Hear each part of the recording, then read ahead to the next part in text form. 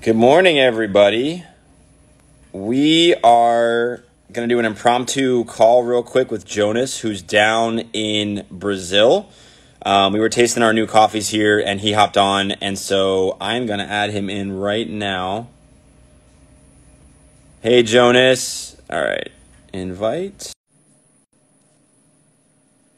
All right. So I just invited Jonas. There he is. Hello. What's up, man? I'm fine, and you? Good, good. We are here just tasting new coffees and saw you hopped on. And so I see you got some bushes behind you, which is Yeah. very exciting. Or what's going on? What do you got going on? Let me show you around a little bit. There's coffee over here, but there's a lot over there. Wow, man. So what farm are you at? All the green stuff that you saw is coffee. Wow. So what farm is this? It's called Boa Esperança Coffee Farm. Very cool. And do they There's does some a berries lot of just their here. Oh, wow, yeah. So were they I'm gonna have a lot of questions because I absolutely love. Do they export their coffee, or is that more of a coffee that's consumed in Brazil?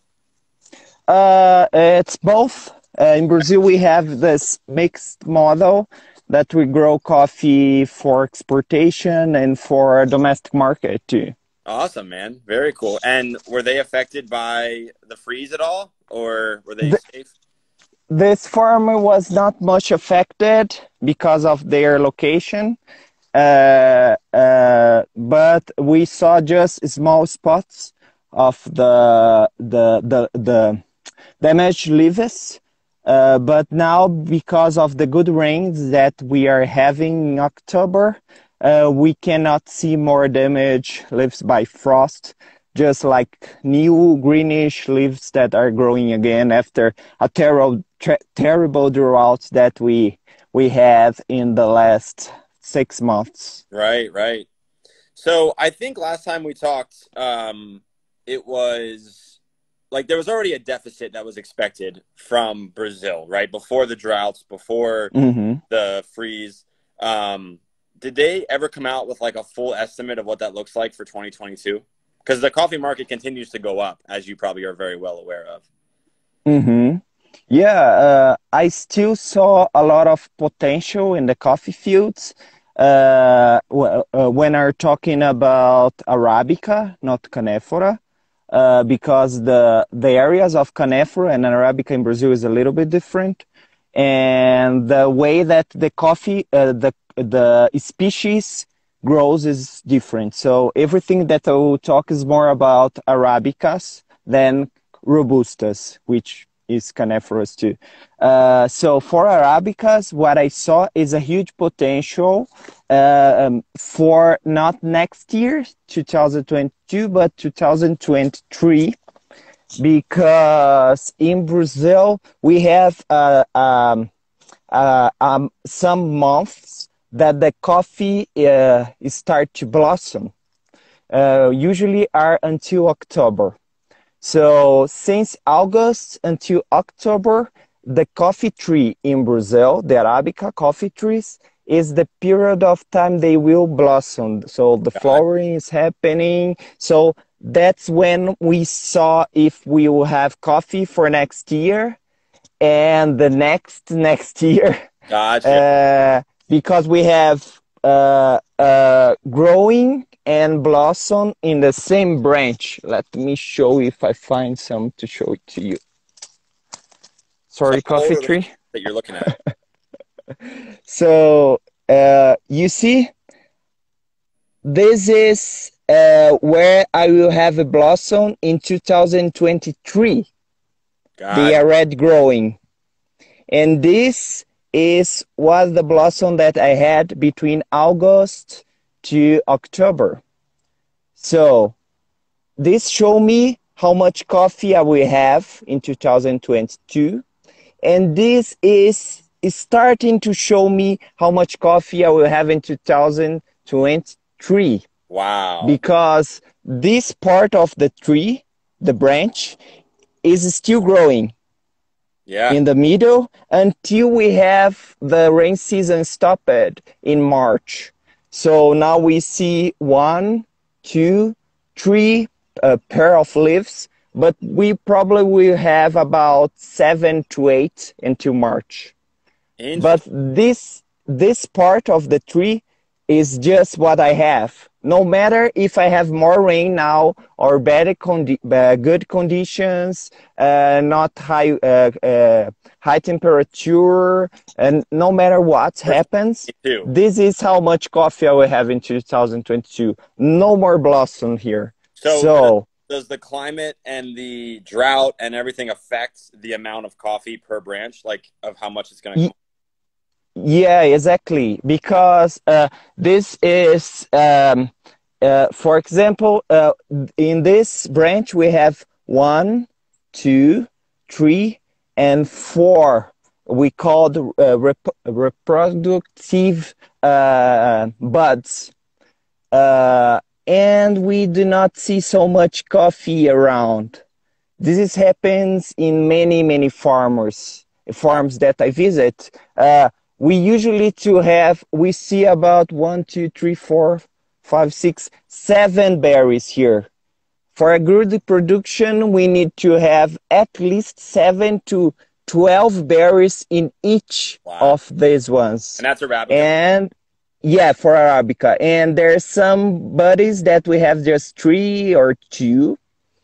And we need not just 1, 2, 3, 4. It's for a good yield in a farm, we need about 7 to 15 of this. Wow. So the number of buds, it's below the expectation for a good quality yield. The plant is very healthy, but because they're growing leaves, not berries. Gotcha. So is this something that the farmers use as an indication, like across all coffee plants around the world? Like to understand what the expectation will be? Yeah, in some countries is a little bit different because they could have harvesting and blossom along the year. For example, in Colombia, usually they have a long rain season and they usually do not have this drought, which is natural in Brazil during the months of March to August. Usually do not rain a lot. The temperatures goes down and the sun is the daylight time is a little bit shorter. Right. That makes the coffee to start in August when the rains goes back. I see. They start to blossom. But in countries like Colombia, they are more close to Ecuador. Yeah, and the climate is a little bit different, so the coffee tree behaves in a different way. So they have multiple blossoms along the year. So the way that they estimate the season is a little bit different because of that. So in a branch, if you go in Colombia, in the same branch, you could see flowers, small berries, big berries, and some dried berries in the same season. Yeah, because of the climate that they have there. In Brazil, no, it's different. So if I do not have a good blossom until October, that means probably my season for 2002, for example, will not be great because until March, from now, for example, November until March, no more blossom will occur in the coffee fields in Brazil. That's just in the next year that we'll have the blossom that will happen in this branch that are growing now. That is so interesting. I did not know any of this information. So hopefully they're watching as well, get some good information here. So are there so there's no cherries on that farm at all right now? Yeah, we are expecting for this season because for the ones that do not know many about the Brazilian yields, Brazil have we called positive biennial year and negative biennial year because in Brazil the trees behave in a way that one year they grow a lot of branches. Right. In the another year, these branches will turn to berries. And the next year, the tree is very stressed because of that. So the coffee usually do not grow, bear a lot of fruits after a huge production year. So in this year, we are in the negative biennial year. So the yields are expecting to be lower because of that. Because last year we have a huge season with a lot of coffee in the fields. So we are expecting that in 2022 will be a positive biennial year. But because of the drought and the frost, we'll probably have a not so positive biennial year, just a little bit higher than this year. In my opinion, we are having about 10 to 15% of more coffee than 2021, but usually we have things like 25 to 30% more coffee between a good year and a bad year. And is that the country as a whole, or are you talking about that farm specifically? No, the country as a whole. When we're talking most about Arabicas. Gotcha. But because of Arabicas have a huge share in Brazilian production, usually they represent about that. Gotcha. So interesting. I never knew any of this information, and I'm super interested in that side of the business just because it obviously runs what everyone else does and how we roast coffee, how we sell coffee, how we brew coffee. So super interesting. Anything else you can show us on the farm that's interesting as far as the branch goes, or? The things that is interesting about the Brazilian production, which is different for Colombian production or African coffee from Africa, it's that usually in other countries they peak harvest the coffee, not stripe harvesting the coffee. The reason usually in like Colombia, it's very usual to see pickers just selecting the ripened coffee. And in Brazil, it's not usual to do that. One reason whole thing. Yeah, is strip everything. One reason is that our flowering season is very more narrowed than Colombia. So like I told you, they have multiple stages of coffee in the same branch. So if they stripe everything up, they will lost yields because this small berry could not turn in a roasted coffee for sure. Correct.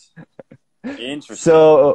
So in Brazil, almost all the berries grow together. So in the end of the season, when we will harvest it, we'll see a very, very good mature, ripened coffee on the trees, which are about 80% of ripened berries.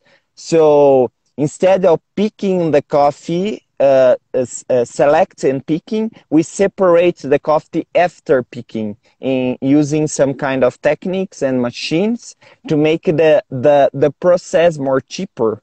Because first is human picking the tree, right? What? In the end, it's still a human having to go out there and pick. Yeah. In many farmers in Brazil, in many farms in Brazil, it still need to have a person to take the coffee out. The technique is different. We have like machines in some areas that pick the coffee, but in terms of farms, about 60 to 70% of the coffee in Brazil is still hand-picked, but it's striped, not one by one. Correct. Because it's very, very, very expensive to do that in Brazil.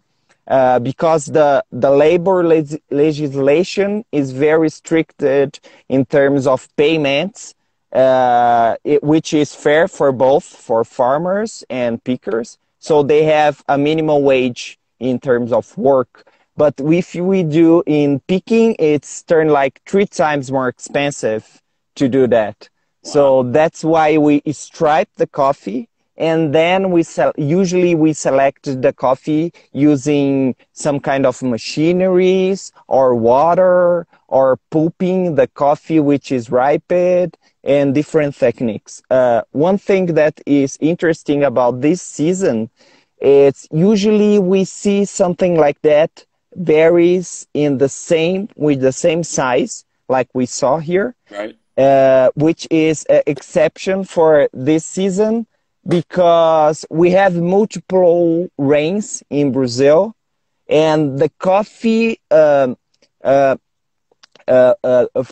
branch to turn to a flower needs some kind of stress, which is related to lack of water, drought, stress, and rain. If we during the blossom season we have periods of times with rain and drought, rain and drought.